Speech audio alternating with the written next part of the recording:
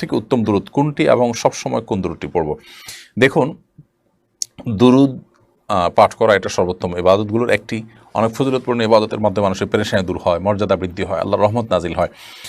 নবী সাল্লাল্লাহু আলাইহি ওয়াসাল্লাম বলেছেন, মান সাল্লা আলাইহি মাররাতান সাল্লাল্লাহু আলাইহি আশরা, যে ব্যক্তি আমার প্রতি একবার দুরূদ পেশ করবে, আমার জন্য একবার দোয়া করবে, আল্লাহ রাব্বুল আলামিন তার জন্য 10 বার রহমত নাজিল করবেন।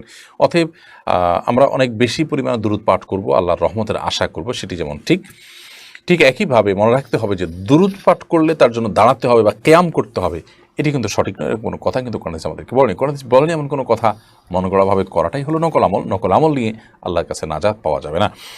তবে এটি ঠিক যে দুরূদ হিসাবে সবচেয়ে শ্রেষ্ঠ দুরূদ হলো দুরূদ ইব্রাহিম, যেটা আমরা নামাজে পড়ি। নবী করিম সাল্লাল্লাহু আলাইহি ওয়াসাল্লাম যেটা নিজে শিখিয়েছেন তার সাহাবীদেরকে। অতএব সেই দুরূদটা আমরা পড়ার চেষ্টা করব। আল্লাহুম্মা সাল্লি আলা মুহাম্মাদ ওয়া আলা আলি মুহাম্মাদ কামা সাল্লাইতা আলা ইব্রাহিম ওয়া আলা আলি ইব্রাহিম ইন্নাকা হামিদুম মাজিদ। আল্লাহুম্মা বারিক আলা মুহাম্মাদ ওয়া আলা আলি মুহাম্মাদ কামা বারাকতা আলা ইব্রাহিম ওয়া আলা আলি ইব্রাহিম ইন্নাকা হামিদুম